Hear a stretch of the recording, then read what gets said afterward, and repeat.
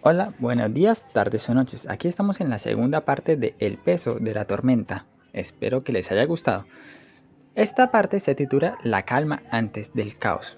Se centra en una conversación particular de Baggy, Charlie y Thor.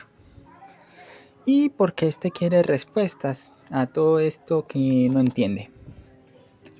Espero que les guste, cualquier comentario les estaré leyendo. El peso de la tormenta. La calma antes del caos. Sinopsis. La tormenta en Pentagram City llegó tan rápido como se fue. Para otros, las señales siguen estando igual de presentes. Pero a Charlie y Morningstar le quedan más preguntas que respuestas, ya que el hombre intimidante de su hotel no solo trae paciencia, sino también hidromiel. Lo peor que ella quiere suponer sobre el primer hombre, se ve contrarrestado por las palabras del extraño que lo llama pariente. El deseo de aprender de uno de sus mayores arrepentimientos podría ser tan solo la calma que precede a la tormenta que se avecina. Paimon Goetia era muchas cosas. Padre de Lars Goetia, en deuda con Lucifer Morningstar. Viudo desconsolado. Padre de muchos hijos, incluyendo a su hijo adúltero, que no es precisamente patético. Un abuelo para su querida y peculiar nieta adolescente, Octavia. Pero, ante todo, era un gobernante.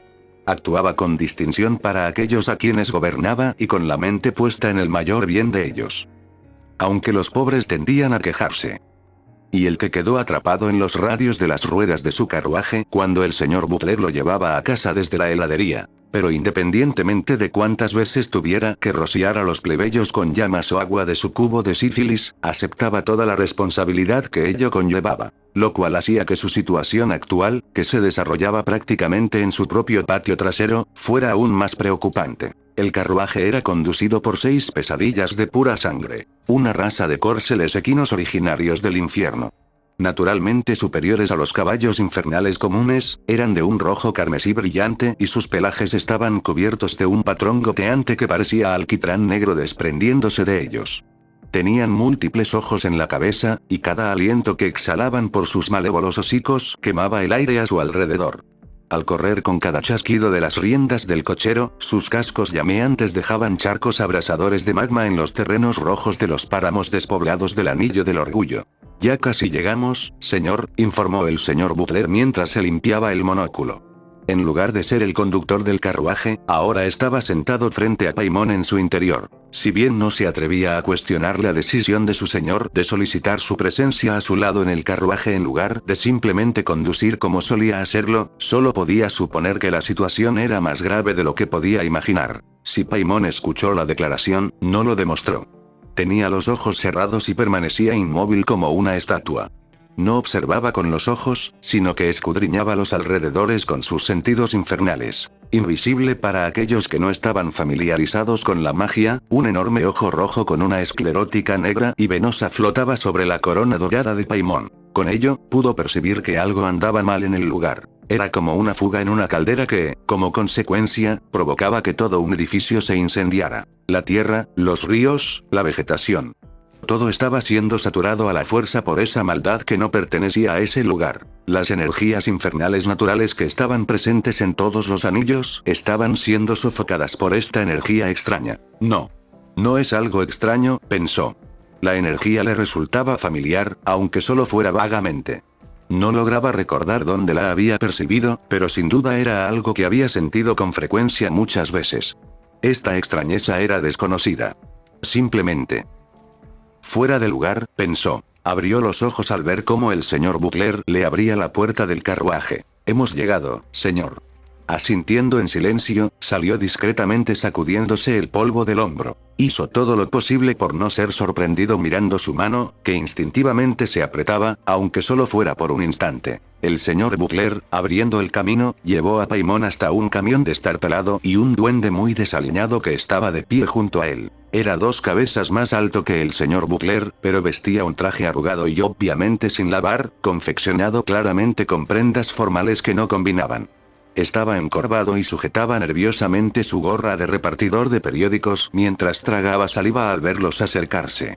Señor, este es el diablillo que descubrió la anomalía, anunció el señor Butler, señalando al diablillo. Clayton Moore, señor. Paimon no dijo nada, mientras sus ojos prácticamente se clavaban en los orbes amarillos de aquel diablillo que tenía delante. Su presencia solo sirvió para poner más nervioso a Clayton, quien tragó saliva. El sudor le corría por el cuerpo y su cola se arrastraba ansiosamente tras él. Hola. Quiero decir, hola, Majestad. Quiero decir, saludos, Majestad. Hablar. La simple orden de Paimon eliminó cualquier pretensión que el imp intentara establecer. Y se enderezó con temor antes de asentir nerviosamente. Oh. ¿Sí? Bueno, descubrí. La cosa ayer. Agitó las manos como para enfatizar aún más su punto. Sé que muchas pandillas usan Gurney Gulch como vertedero, así que vengo aquí a rebuscar entre lo que queda. Ya sabes, la basura de un imp es el tesoro de otro imp. Se rió entre dientes. Paimon y el señor Butler miraron fijamente, sin ninguna gracia. Clayton se ajustó el cuello de la camisa antes de bajar la mirada al suelo. Bueno, me resbalé y caí en una cueva.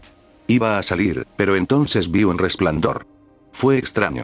Y sentí como si me hicieran cosquillas en el alma o algo así. Y cuando lo vi, se estremeció, esperando ansiosamente una respuesta. El relato que los agentes goéticos le habían contado al señor Butler era sólido. Desde que su señor se sentía inquieto en el castillo durante los últimos días, esto le preocupaba. Pero cuando recibió un informe sobre un diablillo que decía disparates sobre un portal al superinfierno, decidió arriesgarse a investigar. Tras visitar personalmente al hombre, el señor Butler presentó diligentemente sus hallazgos a Paimon, quien inmediatamente quiso concertar una reunión. El regio sirviente diablillo se volvió hacia Paimon, esperando una respuesta. Paimon respiró hondo y cerró los ojos de nuevo. El diablillo estaba prácticamente envuelto en esa energía familiar. No de una forma que sugiriera una preparación mágica deliberada, sino más bien como un roce fortuito con algo absolutamente incomprensible. Muéstranos. Los tres se marcharon en silencio mientras Clayton los guiaba torpemente alejándose del carruaje. La magia de Paimon apartaba fácilmente cualquier piedra o roca que obstruyera su camino, facilitándole a él y a su sirviente un paseo sin complicaciones. Tras caminar un minuto, llegaron a una entrada discreta que conducía a una cueva igualmente discreta, situada en la base de una montaña. Bueno. Aquí está. La extraña cueva con la cosa anómala. Clayton señaló la cueva roja y negra mientras destrozaba la palabra anomalía. Los tres se encontraban a la entrada de una cueva bastante discreta. No se diferenciaba de ninguna otra zona rocosa del páramo, pues presentaba grietas, hendiduras y los típicos ojos que abundaban en el paisaje del infierno. Pero para Paimon, bien podría haber sido una hoguera rugiente de energías místicas. Ni siquiera necesitó usar sus sentidos goéticos para ver que la cueva era como una chimenea de esa energía. Págale al diablillo. Con un gesto de cabeza, el señor Butler se quitó el enorme maletín que llevaba colgado al hombro. Se acercó a Clayton, abrió la bolsa y le mostró que estaba literalmente repleta de fajos de billetes de $100. 60.000 almas por su cooperación y silencio en este asunto. Los ojos de Clayton se abrieron como platos y dejó escapar un ronco suspiro de incredulidad. Agarró la cartera, antes de que una sonrisa desdentada amenazara con partirle la cara en dos. Oh. Gracias, señor Paimon. Quiero decir, su majestad. Clayton Moore. El tono frío y distante del miembro de la realeza de Goetia hizo que Clayton se paralizara por un instante. Para cuando logró levantar la vista, Paimon se cernía sobre él. El búho coronado se inclinó de forma antinatural, bajando el rostro hasta la corta altura del diablillo.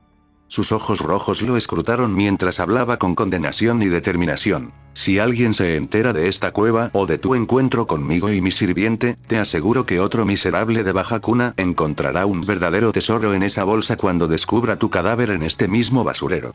La voz que le habló a Clayton estaba mezclada con los gruñidos retumbantes de incontables bestias.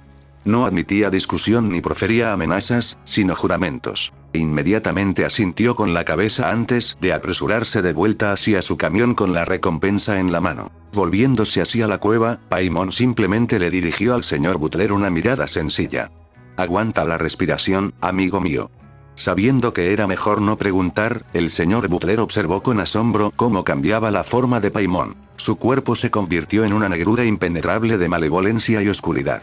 Bestias del infierno y de la tierra luchaban por la supremacía en su forma, mientras una corona abisal flotaba sobre su cabeza. Era la forma liberada de su señor, y le dejaba sin aliento sin importar cuántas veces la hubiera visto. Paimon se abalanzó sobre el señor Butler. Pero en lugar de hacerle daño, simplemente lo absorbió con su masa espectral. Acto seguido, se precipitó hacia la boca de la cueva. La entrada rocosa descendía cada vez más, pues era engañosamente más profunda de lo que parecía. Pero esto no era un asunto trivial para alguien como Paimon. Su forma cambiaba constantemente, mientras se formaban extremidades irregulares y desproporcionadas. Estas se aferraban a las paredes y al techo de la cueva, permitiéndole impulsarse a sí mismo y a su presa hacia adelante mientras prácticamente se lanzaba a gran velocidad por la entrada. Finalmente, tras varios segundos, reunió la mayor parte de su masa para amortiguar la caída. 4 gigantescas extremidades de araña brotaron, permitiéndole detenerse al pie del precipicio.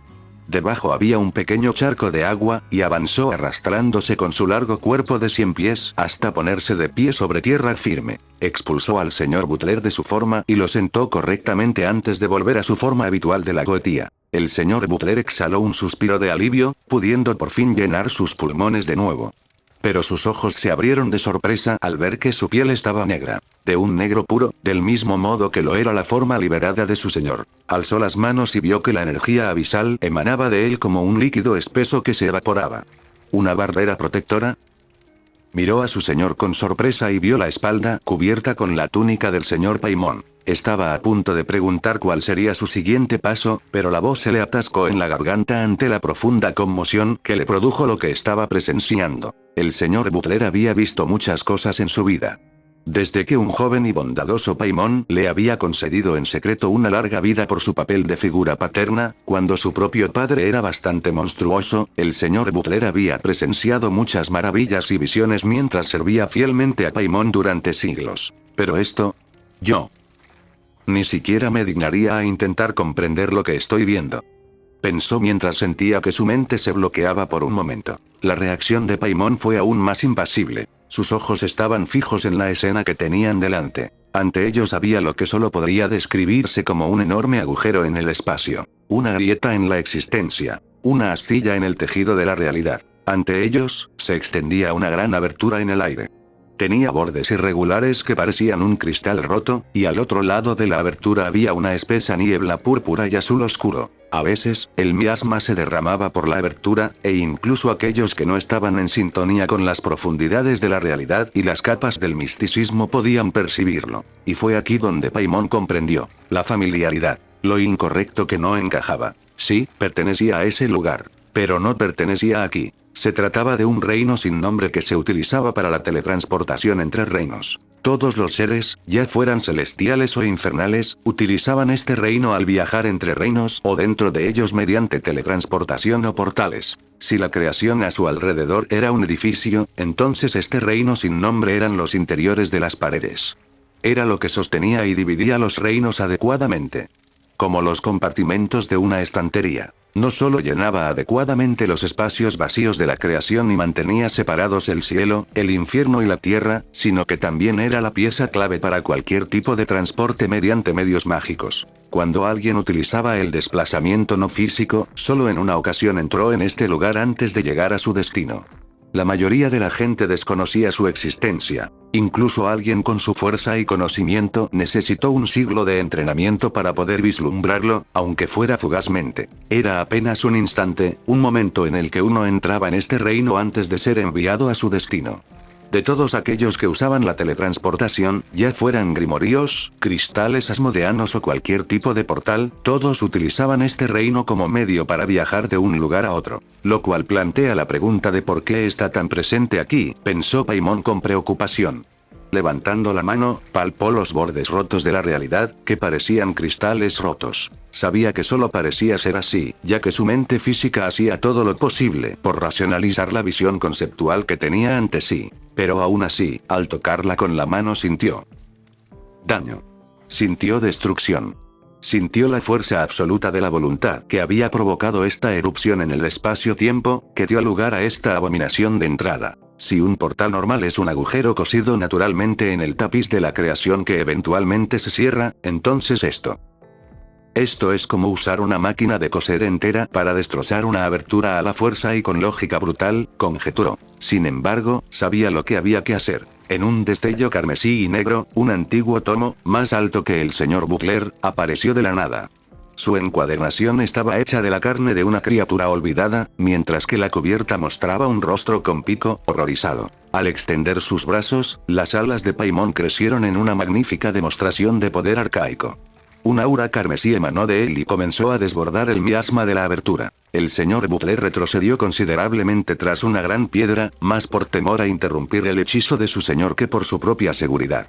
Observaba con expectación y, sin darse cuenta, contuvo la respiración. La corona negra como la noche de Paimon reapareció, y su sombra se proyectó contra las paredes como un espectro espantoso. Se agitó y burbujeó antes de tomar forma. Tras desprenderse de la pared y tomar forma física, reveló ser el cadáver de un cuervo. Dentado, decrépito y con partes enteras faltantes, el maldito familiar dejó escapar un gemido de agonía mientras su pico inferior se colocaba en su sitio como una horrible marioneta que cobraba vida. Mientras permanecía posado sobre la corona de Paimon, sus ojos sin cuencas goteaban sangre y azufre antes de que comenzara a inhalar. Y inhala. El miasma circundante de la fractura espacial comenzó a absorberse en el cuerpo del cuervo. El espacio visible donde sus costillas estaban descaradamente abiertas funcionaba como un vacío para la sustancia mística que yacía entre lo real. El color rojo de la piedra carmesí regresó, mientras la energía antinatural comenzaba a condensarse en el cuervo familiar. La criatura decrépita estaba repleta. Su cabeza se balanceaba hacia atrás y emitía sonidos de dolor que ningún pájaro debería ser capaz de producir, pero seguía inhalando cada vez más de la energía que se filtraba. Pronto, la cueva quedó completamente libre de la energía miasmática. Al mirar sus manos, el señor Butler notó que la energía negra de protección había desaparecido y que ahora estaba libre de cualquier peligro posible. Sin embargo, en el fondo sabía que todo solo terminaría cuando su señor así lo anunciara. Paimon miró fijamente la abertura con una expresión impasible y una oscura determinación. Su grimorío, encuadernado en la carne de su padre, lanzó un grito cuando una sola página se desprendió de él. En una nube de plumas, el libro desapareció y la página flotó entre él y la abertura. Canalizando su energía, extendió sus manos con toda la fuerza de su poder mágico. Cot el cuervo y entonces el familiar en descomposición dejó escapar un grito profano, mientras vomitaba una explosión de energía comprimida. El cuervo se lanzó hacia adelante mientras el miasma salía disparado de su pico dentado en un rayo azul brillante. El rayo impactó en la página, que resplandeció como una linterna mientras innumerables símbolos y runas goéticas se grababan en el aire, antes de que un rayo rosa aún más concentrado saliera disparado por la abertura. Xeef. El rayo impactó la ruptura de la realidad misma antes de que ésta comenzara a moverse esporádicamente. El láser se movía de un lado a otro, dejando líneas de color carmesí que parecían marcas de puntadas. Aquello le pareció poético al señor Butler. Su monóculo cayó y quedó colgando de su cadena, mientras presenciaba cómo Paimon parecía sellar la misma grieta en el espacio. Enseguida, hilos carmesí se fijaron a través del agujero espacial cuando Paimon extendió la mano para formar un puño. Ocurrió de repente. La abertura se deformó inestablemente mientras los hilos la cerraban. Los límites se estrechaban cada vez más, incluso intentando resistirse. Pero la voluntad de Paimon era absoluta, y sus ojos se llenaron de llamas negras, mientras la grieta en la realidad se cerraba con una explosión de polvo púrpura brillante. Una vez hecho esto, el cuervo lanzó un grito de dolor insoportable antes de fundirse de nuevo con la sombra de Paimon, y la página se redujo a cenizas. En un abrir y cerrar de ojos, el señor Butler ya se encontraba de nuevo afuera, en los páramos de Gurney Gulch. Se dio la vuelta y vio que la entrada de la cueva simplemente había desaparecido. La roca, sin fisuras, permanecía en el lugar donde antes se encontraba, como si nunca hubiera estado allí. Vamos, señor Butler. Deseo regresar a casa antes de que llueva, dijo Paimon con naturalidad, mientras se dirigía de nuevo hacia el carruaje. Cabe reconocer que el señor Butler se recompuso con un gesto de cabeza. Volviéndose a poner el monóculo, se apresuró a abrir la puerta del carruaje. Pero al abrirla, no pudo evitar mirar con curiosidad a su señor. ¿La lluvia, señor? La pregunta hizo que Paimon se detuviera justo cuando subía al carruaje. Se giró y extendió la mano, como si esperara que la lluvia cayera sobre su palma. Al no sentir ni una gota, casi soltó una risita. Perdóname, viejo amigo. Una cordial palmadita en la cabeza sorprendió al señor Butler, y aún más la sonrisa que no había visto en el rostro de su señor desde que había derrotado a su padre y ocupado su lugar como el gobernante más poderoso de Goetia. Paimon Goetia miró con curiosidad los cielos nublados de arriba y se rascó el pico. Al entrar en el carruaje, seguido de cerca por su sirviente, suspiró con nostalgia. No pude evitar pensar. Qué buen día sería para que lloviera. ¿Nos vas a mandar a casa? Para los empleados del Borne en el recién renovado Hotel Asbin, esta pregunta era la que más les preocupaba. Todo el personal El Borne del hotel, desde los botones Imp hasta los recepcionistas Baphomet y los conserjes Elond, se mostraron fácilmente confundidos y dubitativos mientras estaban reunidos en el salón del hotel. ¿Sí? Todos se van a casa. Charlie sonrió con tensión. Alisó su traje lo mejor que pudo a pesar del agua y los cristales rotos que cubrían el suelo. El caos que había sacudido el hotel anteriormente ya había impactado a los residentes y al personal. Pero la voz de Charlie, que se oía por la radio y convocaba a todo el personal, resultó aún más preocupante. Baphomet alzó la mano, mientras la vela de su cabeza se derretía a medias por los nervios. ¿Nos van a despedir? ¿Qué? No. ¡No! Claro que no. Les prometo que no es eso. Les aseguró con las manos en alto, las cuales juntó en un gesto conciliador. Es solo que esta tormenta reciente es. Charlie guardó silencio un instante después, y la incomodidad aumentó. Respiró hondo y la sonrisa forzada volvió a su rostro. Les prometo que ninguno de ustedes será despedido. Son apreciados y valorados en este hotel. Ahora mismo, solo necesitamos desalojar el hotel para hacer inventario. Les hizo un gesto de aprobación con ambos pulgares y señaló la puerta para tranquilizarlos. Les llamaremos cuando puedan volver al trabajo. En todo caso, nos aseguraremos de que les paguen incluso por el tiempo que no estén aquí. Se lo merecen. A pesar de las dudas iniciales, la promesa de tiempo libre remunerado pareció tranquilizar a los trabajadores, que comenzaron a salir lentamente de la sala de estar. Eso fue raro. Pero podría ser peor. Bueno, al menos seguimos ganando dinero. Así no tengo que volver a ser stripper. Odio encontrarme con mi padre en el trabajo. Pensé que estábamos totalmente perdidos. Pronto se marchó el último empleado, mientras Charlie se despedía con la mano antes de cerrar la puerta principal del hotel.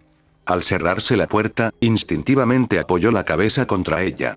Su cuerpo se estremeció y exhaló un suspiro tembloroso. Mi cuerpo.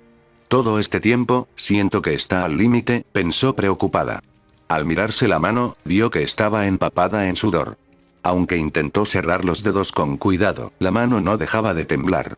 Ni siquiera durante el juicio. Ni siquiera durante la exterminación me sentí tan nerviosa. Pero, a pesar de todo, el peso de su responsabilidad la impulsó a seguir adelante. Respirando hondo, regresó por el pasillo. Intentando evitar los cristales rotos, volvió y vio a una Baggie muy disgustada. Aunque se alegraba de que la ira de su novia no estuviera dirigida a ella, a Charlie le molestaba que estuviera en ese estado. Si bien el progreso reciente de Baggie para controlar su frustración había sido especialmente beneficioso, en ese momento apretaba los dientes con pura frustración. Lucifer Morningstar, te juro por todo lo impío que contestas el teléfono y vuelves a este hotel. Siseó furiosa al móvil antes de colgar. Inmediatamente, volvió a marcar el número mientras se llevaba el teléfono a la oreja. Charlie le puso una mano en el hombro y esperó que sus palabras tranquilizaran a Baggie. Aunque no se resistía demasiado. Aún así, Baggie sintió un ligero alivio. Al sentir la mano de Charlie, se tranquilizó, se pellizcó la ceja y dejó escapar un profundo suspiro. Parpadeando con cansancio, le dirigió a Charlie una mirada cansada pero más dulce. ¿Sacaste a todos bien? Ella, a su vez, esbozó una débil sonrisa. Sí. Todo el personal y los clientes salieron ilesos. Me aseguré de que no entrarán en pánico y espero que estén bien mientras resolvemos esto. Las cosas estarían mejor para nosotros si tu papá simplemente contestara el teléfono. Gruñó mientras miraba el teléfono de nuevo para ver que saltaba el buzón de voz. Ese payaso chillón de media pinta. Siseó antes de empezar a dejar su 17º mensaje. Charlie hizo una mueca antes de mirar a su alrededor. ¿Alguna novedad con Alastor? Baggie me colgó de nuevo, antes de guardar el teléfono en el bolsillo con un bufido. No está en su antena. Intenté llamar a Rosie, pero no lo ha visto. Dudo que siquiera tenga un teléfono móvil. Su mueca de dolor se acentuó aún más. Teniendo en cuenta todo lo que sabía sobre Alastor, aquello le resultaba más cierto de lo que quería admitir. Bueno, supongo que deberíamos quitarnos esta tirita de una vez, pensó para sí misma, pasando junto a Baggie. Inmediatamente, Baghie intentó alcanzar el hombro de Charlie, pero fue demasiado lenta mientras Charlie avanzaba con nerviosa convicción. Maldijo entre dientes antes de que sus alas se desplegaran de nuevo de forma natural y levantara su lanza con una patada. Los dos se dirigieron desde el salón a la sala común del hotel. Al igual que el resto del hotel, estaba algo desordenada. Cristales y espejos rotos cubrían el suelo, y los muebles estaban ligeramente torcidos. Sin embargo, era aquí donde radicaba la fuente del nerviosismo, tanto en sentido figurado como literal. En un rincón de la habitación, toda la oscuridad parecía concentrarse de forma natural en el mismo punto. En aquella oscuridad, donde las bombillas parpadeaban tenuemente sobre él, había un hombre. Su piel era clara, distinta a la de cualquier pecador, ser infernal o incluso ángel que Charlie hubiera visto antes. Era alto. Probablemente un poco más bajo que Alastor, pero muy corpulento. A pesar de ello, su cuerpo irradiaba fuerza. Era más robusto que gordo, aunque su barriga se transparentaba a través de la abertura de su capa de piel debido a su peculiar vestimenta. Dicha vestimenta consistía en materiales casi primitivos y una armadura de estilo antiguo en comparación con todos los tipos que había visto en el infierno. Bajo su capa, tela azul y cuero marrón cubrían parcialmente su torso. Una falda de piel le llegaba hasta los muslos, y cinturones y correas doradas con hebillas contrastaban con los brazaletes de cuero que llevaba. Finalmente, sus pesados pantalones azules terminaban en vendas de tela, mientras que sus botas de piel cubrían sus enormes pies. Su atuendo, sin que Baghie supiera por qué, la inquietaba profundamente. Cada respiración silenciosa del hombre la ponía nerviosa. Verlo tranquilo mientras ella esperaba el peligro la ponía aún más nerviosa. Incluso sus alas estaban listas para la acción, mientras ella y Charlie se acercaban. Se detuvieron a unos 3 metros de él, pero los detalles de su cuerpo daban la impresión de que estaban justo delante. Charlie tragó saliva, mientras su mirada se posaba en los tatuajes azules que cubrían su cuerpo desnudo y su pecho. Debían pertenecer a una época que no reconocía, a un lugar que le resultaba desconocido. Había visto runas innumerables veces en su vida, desde las que adornaban las pertenencias de su padre hasta las que Alastor invocaba cuando estaba muy ansioso o muy enfadado. Pero estas runas, estos diseños rúnicos tatuados en la piel desnuda de los hombres eran antiguos. Estas runas eran muy antiguas. Probablemente tan antiguas como la cicatriz descolorida en su pecho, si no más. Su desaliñada cabellera roja era probablemente lo más normal del hombre, dada la cantidad de rojo que se veía constantemente en Ciudad Pentagrama y en el infierno en general. Era desgreñada, descuidada, y le llegaba hasta los hombros bajo la capa. Una barba a juego, con trenzas entrelazadas, le llegaba hasta el estómago, adornada con un extraño amuleto dorado en forma de A. Y lo más anormal de él, sus ojos. No podía dejar de mirarle a los ojos. Aunque su mirada indiferente recorría la habitación, sus ojos azules parecían casi chisporrotear. Como si contuvieran una tormenta de tormentas en su interior. ¿Te preocupa algo? Su profunda voz de barítono sacó a Charlie de su estado de vacilación, haciendo que parpadeara y se enderezara. Su mirada indiferente estaba fija en ella. Ella tragó saliva instintivamente mientras Baghie apretaba los dientes detrás de los labios y sujetaba su lanza. A pesar de la intimidación que sentía, Charlie no iba a ser acusada de ser una mala anfitriona. Se aclaró la garganta con nerviosismo e intentó arreglarse el traje de baño. Solo quería darte las gracias por dejarnos. Ya sabes, sacar a todos del hotel. Él la miró fijamente. Y por no haber destruido el edificio, continuó con ansiedad. Parpadeó. Aunque sigues dando un poco de miedo y. Eres capaz de moverte muy rápido y en silencio. De alguna manera. Su frase se fue apagando a medida que hablaba, y juntó los dedos nerviosamente. El hombre que estaba frente a ella simplemente suspiró. En lugar de frustración o enfado, mantuvo la misma mirada cansada hacia Charlie. No tendría sentido detenerte. No he venido a arruinar tu hotel. Por desgracia, Baghie no parecía tan agradecida. Miró fijamente al hombre con un solo ojo, mientras permanecía firme junto a Charlie. Los cristales rotos y la habitación destrozada dicen lo contrario. El hombre solo se encogió de hombros, lo que la hizo gruñir aún más antes de que Charlie pusiera las manos sobre los hombros de Baghie para calmarla. Jajaja, ¿por qué no nos calmamos todos? Creo que empezamos con el pie izquierdo, le recalcó Charlie a Baghie. Su novia resopló, pero cedió a pesar de la mirada fulminante que le dirigió al hombre. De repente, el hombre dio un paso adelante. Con un solo paso, avanzó el equivalente a 3 zancadas. Su pesada figura se plantó frente a las dos mujeres antes de que pudieran siquiera pestañear. La repentina intervención hizo que Charlie jadeara, y Baggie inmediatamente se interpuso entre ellos mientras blandía su lanza en actitud defensiva, solo para que el hombre pasara junto a ellos. Ambas mujeres parpadearon, ya que habían estado anticipando algún tipo de reacción teniendo en cuenta su tamaño y sus movimientos. Pero al darse la vuelta, quedaron completamente desconcertados al ver al hombre agarrar una de las mesas volcadas. El hombre barbudo agarró fácilmente una mesa y la colocó de nuevo hacia ellos dos. Después, regresó al resto de la sala común. «¿Está limpiando?», murmuró Baggie con una ceja arqueada. Charlie solo pudo observar, igual de desconcertado. «Yo no lo sé». Esto dejó a Charlie y Baggie confundidos, con sus mejores conjeturas en el aire. Finalmente, el hombre regresó con dos asientos. Un taburete acolchado del bar y una silla que pertenecía a uno de los miembros del grupo. Los colocó a un lado. Se volvió hacia ellos y los miró fijamente, sin burla alguna. «No podemos conversar si no tenemos donde sentarnos». Charlie y Baggie se miraron y parpadearon como si acabaran de ser el blanco del remate de un chiste. Una sonrisa sincera iluminó el rostro de Charlie. «Oh, gracias». A pesar de su timidez, el gesto de amabilidad le estaba granjeando puntos. Baggie no se mostró tan agradecida, pues sus sospechas no hicieron más que aumentar. Aún así, siguió el ejemplo de Charlie y tomaron sus respectivos asientos en la mesa. Al ver que faltaba un asiento más, Charlie, algo confundida, no pudo evitar expresar su preocupación. «Un momento. Solo hay dos sillas. ¿Dónde vas a...?» «Ah, no importa». Charlie murmuró con dulzura al ver al hombre cargando una cómoda entera al hombro. La dejó en su lado de la mesa y se sentó con la misma naturalidad. Su estatura hacía que el asiento tuviera el tamaño perfecto, teniendo en cuenta que las otras opciones en la sala eran ridículamente pequeñas. El silencio entre las tres era sofocante. La incomodidad era aún mayor, y Charlie hacía lo posible por sonreír mientras Baggie.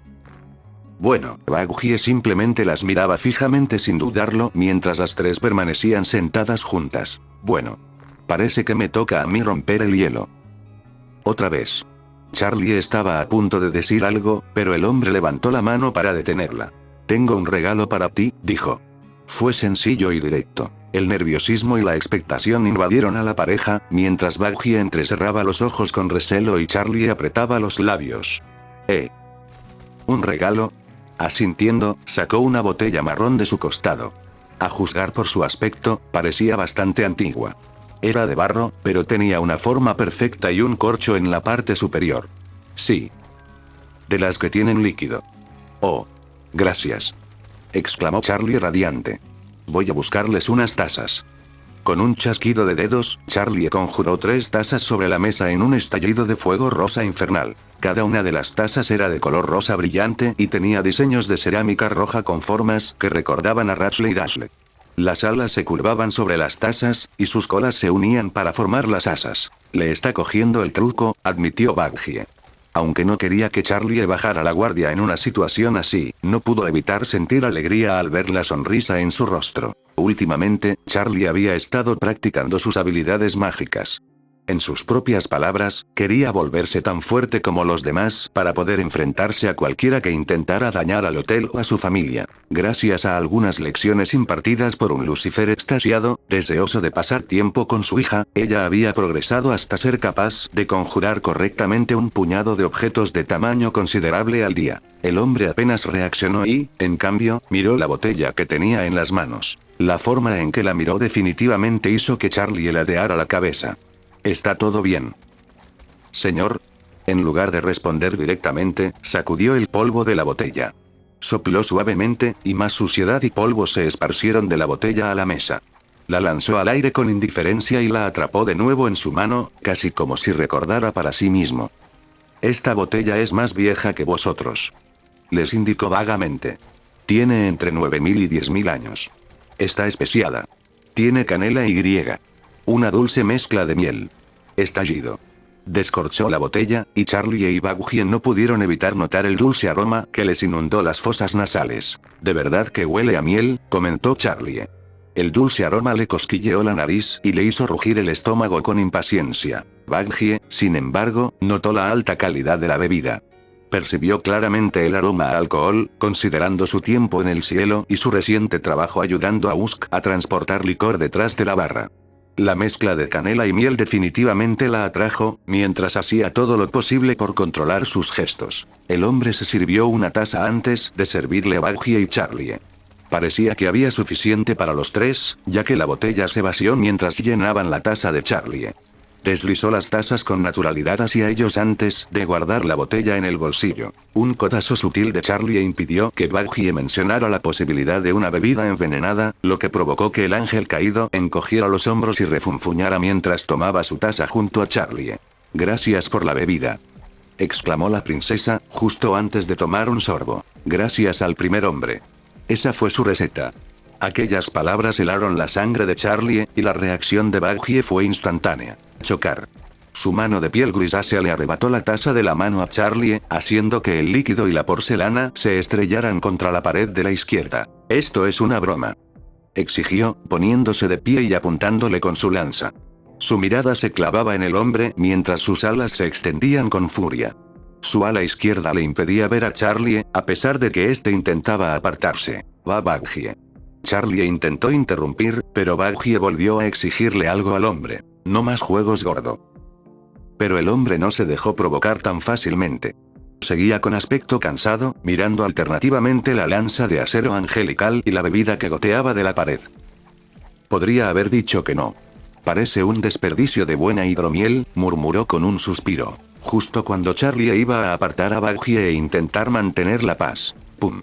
El repentino ruido hizo que ambas mujeres se volvieran inmediatamente hacia la fuente del sonido. El hombre había dejado caer su arma sobre la mesa que tenía delante con audacia pero con delicadeza. Los dos parpadearon atónitos ante el enorme martillo de mango corto que tenían delante. Aquel arma difícilmente podría llamarse así. Era más bien una obra de belleza destructiva. La cabeza era más gruesa que la longitud de cualquiera de sus manos, y el metal plateado brillaba a la luz de la habitación. Se grabaron más runas en los laterales, y algunas de ellas se parecían bastante a las runas de Alastor. Aunque fuera pura coincidencia, las decoraciones doradas estaban tejidas como seda fina, ya que se extendían perfectamente sobre el material antes de llegar al extremo del mango. Las correas de cuero marrón estaban bien ajustadas al mango, y la riqueza de la madera se veía aún más realzada por la creatividad con la que se había elaborado el arma. Baggie y Charlie, aún con la mirada perdida como peces, alzaron lentamente la vista hacia el hombre. Con la mirada inexpresiva, señaló el arma con ambas manos en silencio. Casi como si dijera contento ahora. Charlie tosió torpemente y logró hacer que Baggie volviera a sentarse. «Lo siento por Baggie. Es que Adam es un tema muy delicado aquí abajo». Sus palabras estaban cargadas de toda la empatía que pudo reunir dadas las circunstancias. «Creo que deberíamos empezar de nuevo. Me llamo Charlie Morningstar», dijo señalándose a sí misma. «Esta es mi compañera, Baggie». Baggie frunció el ceño, pero cruzó los brazos en silencio con la lanza a su lado. Para su sorpresa, el hombre asintió. «Tor Adankin». Una vez más, la sospecha se reflejó en el rostro de Baggie. «¿Qué haces aquí?» «Un pajarito me dijo que Adam había muerto». Thor tomó su taza. Miró el hidromiel que contenía, observando su reflejo. «Ya creía que había muerto. Ahora entiendes por qué estoy confundido al oír esto».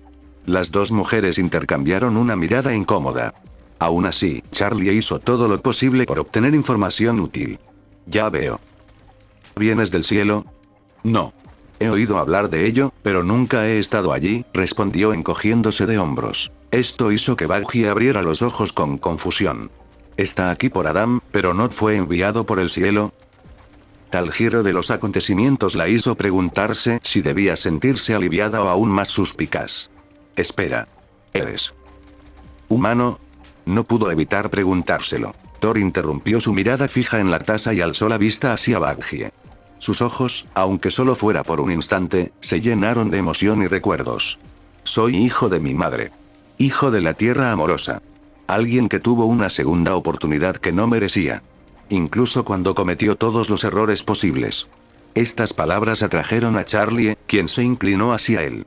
Todo aquello captó su atención y despertó su deseo de saber más. Suspiró profundamente, pero al estirar el cuello dejó escapar varios crujidos. Finalmente, su rostro reflejó una leve emoción al mirarlos. El antiguo yo habría arrasado con todo este edificio y habría reducido a cenizas a todos los que estaban dentro. Créanme cuando les digo que quién soy no importa. En lo que me he convertido. Es en el cambio. Charlie parpadeó. Todo lo que acababa de decir resonaba con las creencias de ella. Su sueño, a pesar de la amenaza que representaba este hombre, era la única persona, aparte de Emily, que tenía tanta convicción en la superación personal y emocional. Y de alguna manera conocía a Adam personalmente. Señor Thor, logró decir, tras armarse de valor. ¿Cómo es que conoció a Adam? Su mirada se suavizó aún más antes de volver a coger la taza. Hazme un favor. Prueba el hidromiel. Sus ojos se posaron en la otra taza que quedaba con la misma bebida. Hidromiel. El nombre de la bebida desconocida resonó en su cabeza, y no dudó en tomar la taza entre sus manos. ¿Qué? Charlie. Baguie intentó intervenir, pero su novia no se dejó disuadir. La taza que tenía en las manos estaba fría. Charlie olió el hidromiel y pudo apreciar mucho mejor su dulce aroma. Miel, canela, pimienta. Tras respirar hondo, se lo llevó a los labios y dio un sorbo, sintiendo una explosión de sabor como si la hubiera atropellado la limusina de su padre. El inconfundible sabor a alcohol le bajaba por la garganta, pero por lo demás era una bebida absolutamente maravillosa. Incluso con los aromas que percibía, pudo distinguir muchos otros sabores. Jengibre, vainilla, naranja, bayas. Pensaba que la sidra navideña de papá era buena. Pero esto... En cuestión de segundos, se bebió la taza de un trago, para sorpresa de Baguie. Charlie se lamió los labios y, avergonzada, se llevó una mano a la boca. Eso fue maravilloso. Gracias, dijo con una sonrisa tímida. Thor se encogió de hombros. Se llevó la taza a la cara, respiró hondo y cerró los ojos. Tras exhalar, dejó la taza y la deslizó por la mesa. Sírvete. No hizo falta que se lo dijeran 2 veces. Charlie tomó la segunda taza con gusto y se la bebió de un trago. La sensación en su lengua era como fuegos artificiales, y su mente bullía de inspiración para los mapas de sus sueños y los carteles publicitarios del hotel. La rapidez con la que Charlie había bebido las 2 tazas de hidromiel había dejado a Baguie completamente atónita. Por mucho que quisiera regañarla por beber lo que podría ser una bebida envenenada, solo pudo observar con recelo al hombre que tenían enfrente, quien emitía señales contradictorias. Thor tomó la taza vacía que estaba sobre la mesa y metió los dedos dentro.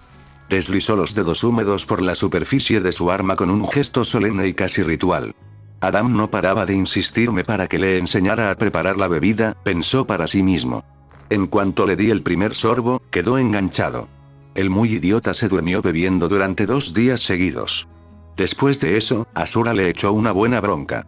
Baguie frunció el ceño mientras hacía todo lo posible por obtener información a partir de las pistas del contexto. Conocí a Adán.